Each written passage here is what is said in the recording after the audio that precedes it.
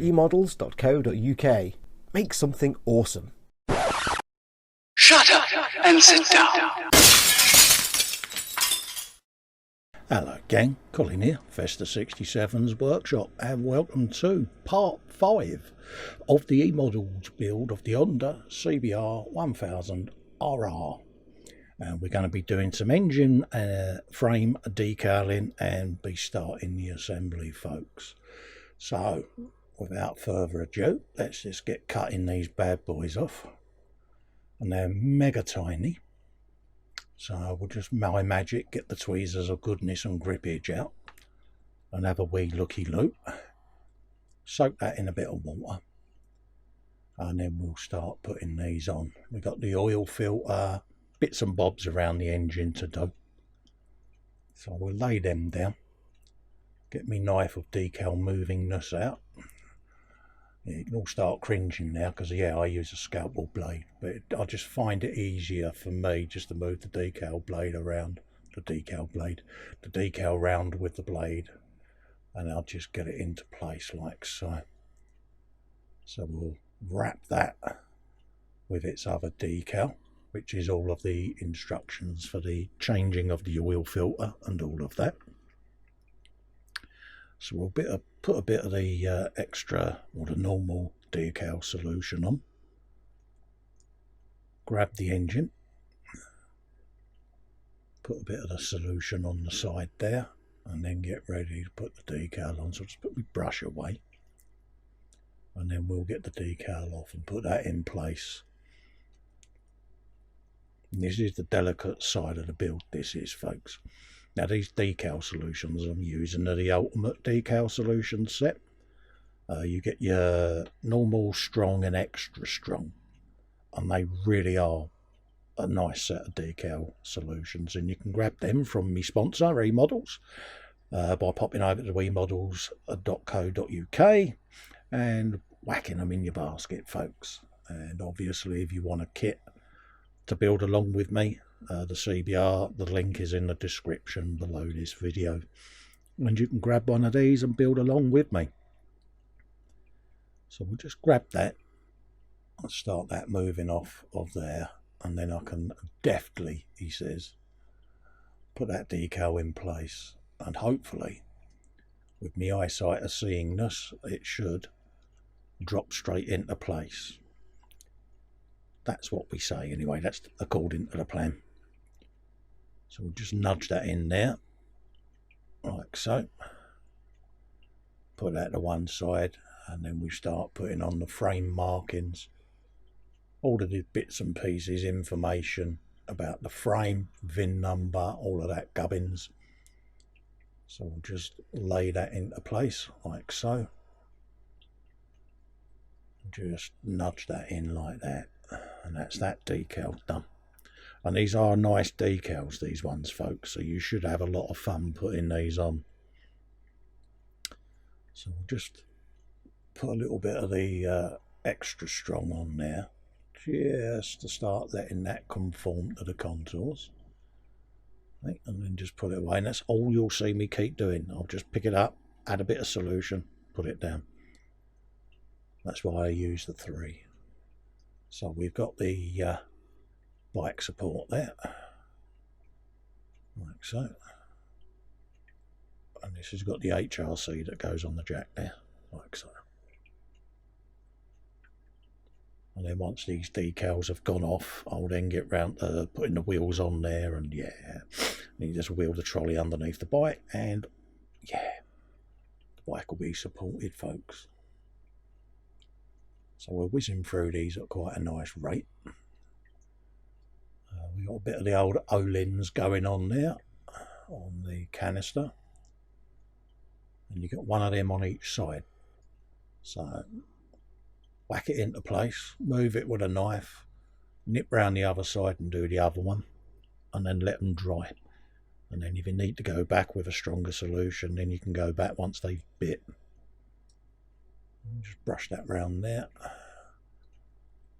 like so. We've got tinsy wincy little decal there to go on, and yeah, the optivisor of seeing this will come out for that one.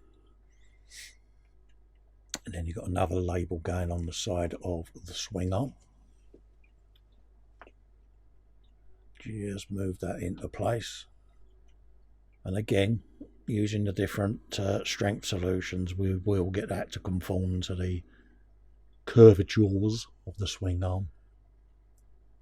And then you've got your information going on in the inner side of the exhaust pipe, which is all the different bits and bobs that it conforms to. Now, bear in mind, folks, check your instructions. Make sure you're putting it on the correct side of the exhaust. It goes on the inside edge of the back silencer box. Right, let's just give that a little nudge there, the one for the thermostat, or the radiator cover, should I say, like so. And again, this is a tiny little decal, this one, so I'll just let it stick to the model with the first solution, and then I'll come back at it once it's had time to dry a bit more with the other solutions there, because I don't want to pop it straight back off with the brush again, because yeah, I'll be flailing my arms and legs around like a 5-year-old otherwise. So let's just put a bit of solution on these and start getting these to conform now, just like that. Grab that decal. Yeah, it's on the thumb coat, it's on there. That's it. And then you've got these tiny little ones that go on the handlebars there, like so. There's your little switches and the details for them. So again, another tiny little decal, but persevere, it will go on fine. Quick looky look at the engine there, and I think we can start looking in a minute at doing some assembly. So we'll get the oil filter on. Tiny little oil filter there. Get that in place. Give it a press, like so. There you go. Just let the glue squish out and weld it, because the extra thin is a welding glue. So we can start now looking at doing a bit of assembly on the engine now. Get the engine covers on. Check the orientation's correct. And then just lock them in place like so. Bit of a dry fit. Go around with the extra thin. Have you a little bit of this. And have you a little bit of that. And then it'll just bond straight in place like that. Yeah. And I would make engine noises, but we're not at that stage yet. I'll start putting some of these ancillary components on now. There you go. See, that'll drop in there. Just like that. And I'll dry fit everything just to make sure that I'm putting the right part on. Like so. And then we can look at getting the extra thin in there, just to start gluing that in place. A little dab in that corner. And like I say, with a capillary reaction, it'll scoot along there.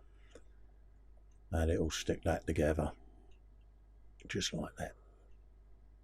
A little press with my finger. And that is in place. Just come round there. Start putting the hoses on. Hose, he said. Hose. Hose, or letter hose. There you go. And it's surprising, I mean, being a Tamiya kit, you do get some really nice detail in these, folks. You won't be disappointed. You really won't. And it's one of them, I do like building a bike, so look out for future builds, because I shall be going on a bit of a bike building binge, I think, because I've thoroughly enjoyed this one so far. So I'll just put the hoses on there like so, put it to one side, and come back and do a bit more fettling. Work out the orientation of the engine. I'll put a little bit of white cap on this just because it's a bit more gloopy for the next component going on, and then if I need to I can always dab a bit of extra thin on there just to kick it into gear and get it all to bond nicely. But try not to drop it, Cole. Like that. Just make sure it's pressed in. And just dab a little bit of extra thin along there, and that will scoot and the two glues all mix together. Like that. Shall I do a brum brum noise? Yeah, go on. Brum brum. There you go. Have a quick looky look. Make sure I've got it the right way round. And then we'll put the hoses on. Like so. And then I can do a little bit of detail painting. Just on a few little bits. Now that I've glued them on, I can see where I can just add a little bit of tiny detail in a few spots. And this is the stage where you can start building up your engine, and you can just go back over a few bits where the glue may have melted a bit of paint off or whatever, and just finesse it a little bit. A little bit of lipstick and mascara at this stage saves you a lot of time later on. And this is normally the stage where I'll put a little wash on the engine just to start giving it a little bit of a used look about it. So we'll put that on the sticker gripness. Admire your work. And then fiddly little piece there. It's really tiny, and it's where you top the oil up, and it's where the little dipstick goes, and it goes just in there. So yeah, it's probably the dipstick tube you pillock. There you go. And looking through the opti-visor at that, it's like, yeah, I've either got the world's biggest hands or it's a tiny part, one of the two. Get that into place. Hopefully it stays. Like so.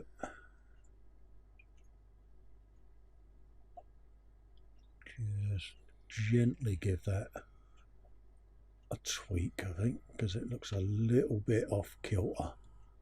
And I've got the instructions just to me left there, and I'm having a good look at those just to see the angle of the dangle on this piece, just to see how it should look. And it just needs a little nudge to get it in the right direction as I knock it clean off. So we'll just glue that back on. Try not to drop it. There you go. Like that. And fingers crossed they'll stay in place. Like that. So I'll let that dry for a little tiny moment, I think. Put that back on its clip of gripness, and I'll just put that to the back because I want that to go off. Right, we've got the frame out. We've had time for things to dry on the engine now. So I think it's time to get the screwdriver and the screws out, folks, and start putting this bad boy together. So we got the engine and the frame. I've got the instructions on the bench there. And with Tamiya instructions, you'll find if you lay the screw on the instructions, the actual printed screw is the size of the screw you want. So it comes in really useful when you're putting the engine in and starting to screw things together on the bikes. So just have a look round as you're pressing the engine in to make sure you're not catching anywhere. And then grab your screw, pop it in the appropriate hole and get your screwdriver of goodness and just let it start biting. And I tend to let these nip up at first, line the engine up everywhere, and then go around and just tighten them up at the end, like so. And then you'll find that everything else then should start popping into place. And just spin it around to make sure that the engine is sitting in the frame nice and square. And I tend to just have a quick look, yeah, and then put the diagonal screw in like that on the other side there, and then just tighten that up just like that. You don't need to go massively tight on these, but just enough to keep it going, so that you don't over tighten the screw and strip the plastic out. So that's already starting to feel structurally a lot stronger now. So we'll just go around now, just bite that one in, and then we can look at screws now for the top of the engine to get that into place. So let's get the jig out, bung that on the bench, and start putting the bike in place. Now the jig comes in handy at certain stages of the build, when you're assembling the frame and that. So it just makes it a little bit easier if you drop things, where you can just bung this in place and just nip it into place. I'm not worried about drilling out bits to mount it. I'll just push it through where it grips the frame enough for me just to not keep dropping the bike. So just put that brass rod through there, and that should then hold this taut enough for me to pick it up and put it down without getting fingerprints and glue or anything on the bike. So just adjust that like so, and then just pull it a little bit under tension, and it will stop it flicking around then, like that. There you go. And it just holds it in place for me, makes it easier. And I move the bike up and down the jig as it gets bigger, so we'll have a looky-loo now, see what the next stage is.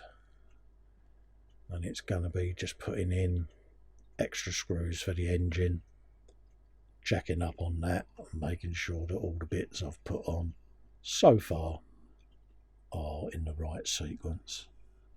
So let's just have a quick check. It's looking, yeah, I think it's looking all right. So let's have a think on what stage is next.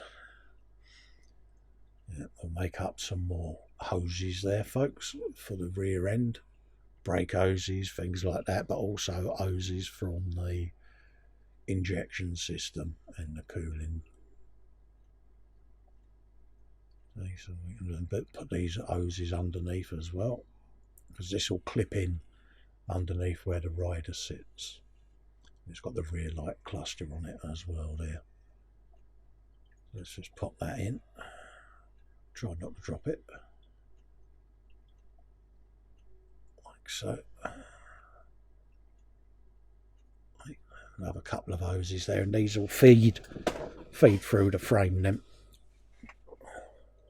and come out just where the swing arm sits and go into the rear brake cylinder. So let's just pop that back in place like that, and that can now sit just over there. Happy days. Well, let's move that to one side. What have we got now? Bit of suspension going on, so let's put the spring on there, and then the cylinders on top, like so. And this will be ready then for the rear swing arm to start getting mounted to and going in the frame. So fair bit of assembly going on today, folks. We've got a fair old way to go on the bike, so I think, are we ready for the swing arm yet? Let's have a look, because we've got various brackets to go on that screw in place, and yeah. So let's have a look at the destructions and see what we got. I wrapped the hugger there in carbon fibre so that can go in place with a bit of white cap. Let that sit in place, just like so.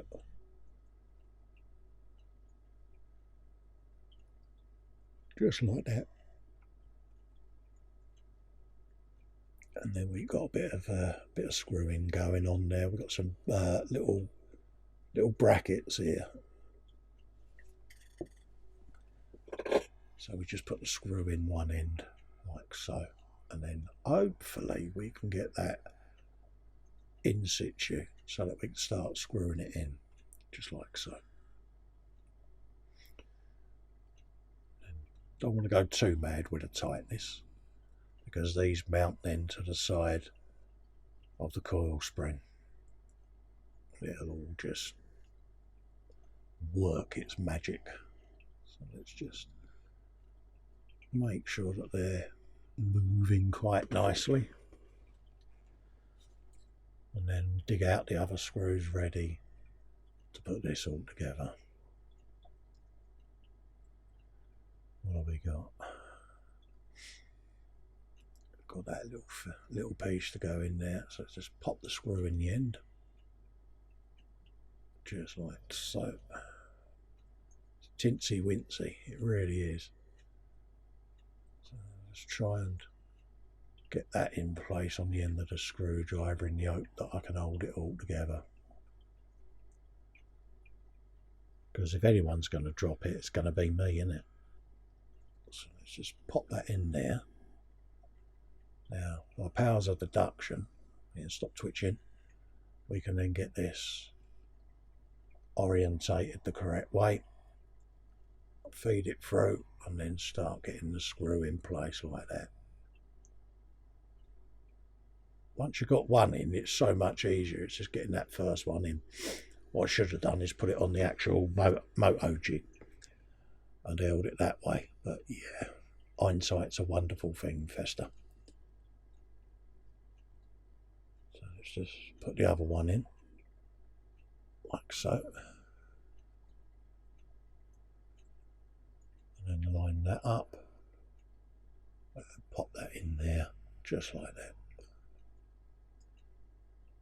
Give that a little tweak. Get that into place. Like so.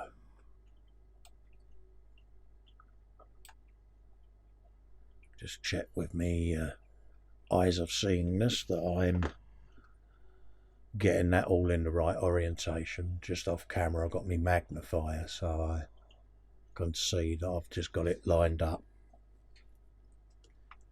So we'll get the chain out, put that in place. Yeah, let's go for the rear wheel and put the rear brake disc on. Again, just dry fit it, check it, make sure it fits, and then I'll put this on with a bit of gloop just to let it initially joint, just like that. And then we get the tyre on. The tyre's been sanded. And make sure, folks, that you get it the right way round, because there's a little arrow on the side of the tyre that gives you the rotation of the wheel. A lot of people forget that. So just have a look at the instructions and it will show you the rotation of the tyre. There you go. Let's put that on like so. And then dig out the long screw there, lay it on the instruction, just to make sure it's the right one, which it is, as you can see. So we'll have him. We put the wheel on. So just move those out of the way. And then drop the rear wheel in. Like so. And then get the long screw. Feed that in like that. And then just nip it up. Like so. Look at that, folks. And then the rear caliper, you just spin round, and as you spin it round, you'll hear it click into place, and the little tab just inside the swing arm. And I tend to nip my wheels up on my bike builds so that the bike wheels bind very slightly. It's just that way I find when they're on display they don't roll forward or anything, or go rolling off the shelf accidentally. So I do my wheels up so there's a bit of resistance. And for the guys at eModels, it's going in their cabinet, so I shall bind both front and rear for them. So when they put it on display, they haven't got to worry about the bike moving about as they lean on the cabinets or whatever. I think now that we've got that on there, this is pretty much a good spot to wrap this episode up with, folks. So don't forget, if you want to build this with me, you can order one of these kits from eModels over at eModels.co.uk. Pop along and have a look in store. Your one-stop shop for all the model making needs. Whilst I put this on the jig, they sell the paints, they sell the tools, pretty much what you need to build your models they sell. So feel free to pop over. They'll sort you out. If you've got any questions, you can always email them and they'll do their utmost to help you out on whatever it is you're looking for. And whilst I put this away and tidy up, I look forward to seeing you all in part 6, where we'll do some more assembly. And I look forward to seeing you then. Bye-bye for now.